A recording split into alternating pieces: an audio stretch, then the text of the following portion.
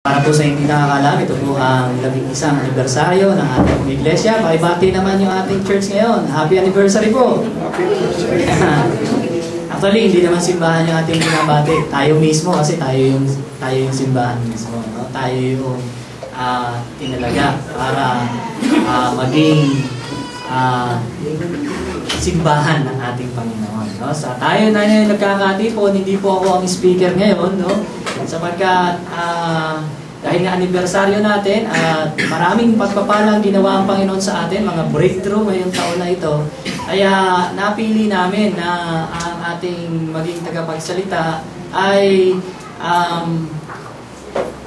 maging daluyan ng Panginoon sa mga oras na ito para sa mga pagpapala at iba pang mga gawain niya para sa ating iglesia, no? Gamitin siya ng Panginoon. Itong ating tagapagsalita ay pastor, guru din, katulad namin. Kasama niya yung kanyang asawa na isang guru din at mga leader sa ating pong convention, no? Siya po yung ating chairman para sa ating church growth. Hanggang ngayon po, no? Ayan. Ayan. Isa sa mga pangunahing leader po ng Eastern Cavite Association. Yan po yung ka-counterpart naman nating association dito po sa Cavite, no? At ito pong tagapagsalita natin ngayon ay akin din pong naging pastor. No, ako'y nagpapasimula doon sa lugar ng Dasmariñas. No? Siya po yung nagtulak sa akin para magpastor. Yan. Ako po'y naging associate niya at hanggang ngayon ay proud pa rin ako sinasabi siya yung aking senior pastor. No? Bagamat senior ako sa edad, mas bata siya sa akin, pero siya po yung aking senior sapagkat marami pong karanasan na itong pastor po natin ito, no? In fact, nung ako po yung may unang simbahan din akong ginawakan, siya rin po ang nagtulak sa akin. Sige na, kaya mo na yan, no? Ayan, ganyan po pusigido yung pastor na tagapagsalita natin ngayon. Sa lahat ng mga tanong ko, problema, sakit sa ulo sa ministry, sa kanya po ako lumalapit, no? Lalo na yung mga unang taon ko po at mga... Sa ngayon, dito sa iglesia nang ito, wala pa akong natatandang nilapit sa kanya, no? O yun, isa lang ibig sabihin nun. So, pero yung mga nagdaan talagang sa kanya po ako nangihingi ng payo, no? Ito pong pastor natin ngayon, ito ay matagal ko na rin pong kakilala, no? At kasama. At ako po ay proud din na ipakilala sa inyo. Iba nakakilala na rin po. Sapat lahat ng aspeto ng buhay ko ay kaparte po ang pastor na ito. No? Nung sa kasal po namin ni Ate Ria, siya po yung nag-officiate nung kasal na yun. No? At ngayon, 11 anibersaryo natin, ay papurihan po natin ng Panginoon. Tanggapin po natin ang ating po tagapagsalita ngayon, Pastor Chris Leantino.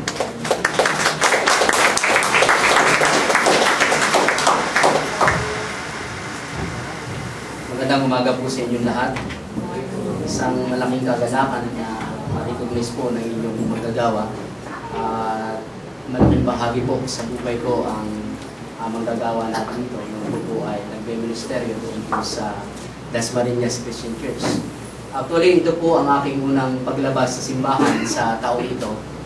Hindi ho dahil sa ayaw kong lumabas, kung hindi dahil wala ho ata nag-aanyaya sa akin lumabas. Kayo lang mo siguro yung matapang na nag-anyaya sa akin para makapagbigay ho ng mensahe ngayong umaga. Nung ako po ay nagkausap po kami ni Pastor Manny ng kung consultation ng convention at hinigay po niya sa akin yung telephone number ni Dr. Arman Canoy dahil invite niya raw pong guest speaker. Kaya nung text niya po ako, nagulat ako. Bakit ako? Akala ko ba si Arman Canoy? And then, of course, nagkukita kami nung burol nung nanay ni Pastor Ever at kinonfirm po niya yung kanyang invitation sa akin. Nagkataon din naman at meron pong available na pastor doon at siya po tagapagsalita ngayon doon sa aming simbahan. Nung tinanong ko po yung topic, medyo kinabahan ako, gusto kong matras. Kasi great expectation. Napakalawak ata nito. Kasi baka napakalaki rin ang inyong expectation sa akin ngayong umaga. Mabuti na lamang ho at nagbigay po ng talatang pag-aaralan si Pastor Manny hango po sa John chapter 4. Kaya nga, kasi yung great expectation ay masyadong generic. Kaya gusto ko kasi may konting brand para sa ganun ay mapag-usapan natin ng mabuti. Kaya medyo kinabahan ho ako. Pangalawa, ay kinabahan ho ako dahil kanina ho, pagpasok ni Ate Laila Robera de la Merced, alam mo ninyo kung bakit ako kinabahan? Kasi yan ho ang kauna-unahang teacher ko sa Seminary Education by Extension. I was 18 years old that time. Yeah? At alam mo ninyo, ang first subject ko noon, napakahirap. Life in Christ. Ilang unit? 1 unit sa seminary. Yeah? Alam ko, hirap na hirap si Ate Laila sa akin nung kami po'y kumuha na ng Music 101. Dahil meron udong subject na pagbasa ng nota at pagkanta ng nota. Siguro naka 10 beses kami bago namin nakuha yung do, re, mi, fa, sol, la, ti, do. Pero mataas man yung grade ko doon. Salamat. And I thank the Lord na dahil sa alaala na yan ay yun po yung naging dahilan. Kaya ako po ay nagsa-celebrate ng aking ika-20 taon sa ministeryo ngayong pong taon, ito pong nakaraang April. At 10 taon ko po sa Praise Baptist na aking pinagpapastoran ngayon na ang naging dahilan din ay si Pastor Manny. Kaya ako napunta sa Praise Baptist Church. Kaya ngayon pong talata na ating pong pag-uusapan ngayon ay binigay po sa akin ay hango po sa John chapter 4, talatang 30 hanggang 39. Gusto ko pong basahin ito sa inyo at kung kayo po ay merong Bible, ay inyo pong sundan ako. Hango po sa New International Version o NIV. Ito po ang magkakasabi. They came out of the town and made their way toward him. Meanwhile, his disciples urged him, Rabbi, eat something. But he said to them, I have food to eat that you know nothing about. In verse 33, then his disciples said to each other, could someone have brought him food? My food, said Jesus, is to do the will of him who sent me and to finish his work. Don't you have a saying, it's still 4 months until harvest? I tell you, open your eyes and look at the fields. They are ripe for harvest.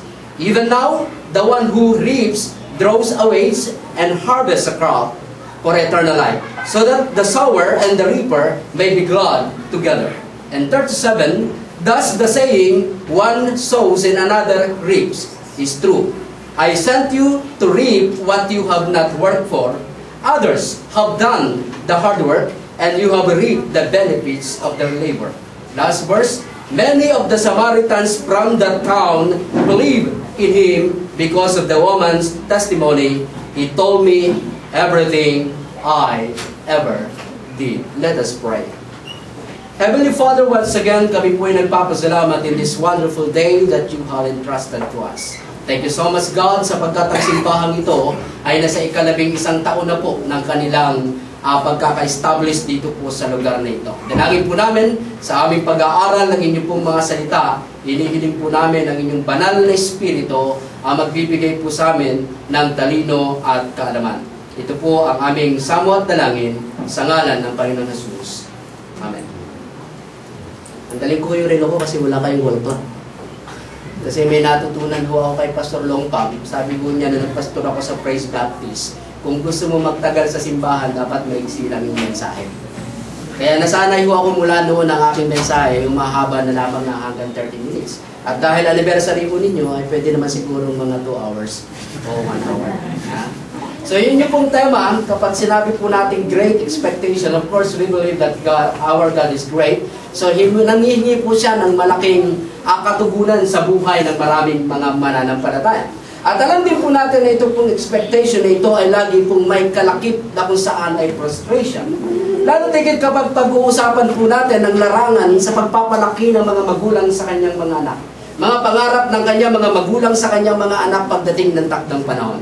Hindi bagat ito po ay talagang tinutulungan, ito po ay talagang ibinibigay ng buong kakayanan ng kanilang mga magulang sa kanilang mga anak upang ang kanilang mga anak ay ma-develop, lumaki at nang sa ganoon ay magkaroon ng sariling buhay, magkaroon ng sariling pananaw at nang sa ganoon pagdating ng panahon sila po ay magagalak. Subalit nakakalungkot at masakit isipin na kapag ang iyong anak na iyong inubog sa matagal na panahon ay iyong pong nalaman na kung saan ito po pala ay nalulong sa droga at bago magtapos ng kolehiyo, siya po ay nakapag-asawa kaagad at nagkaroon kaagad ng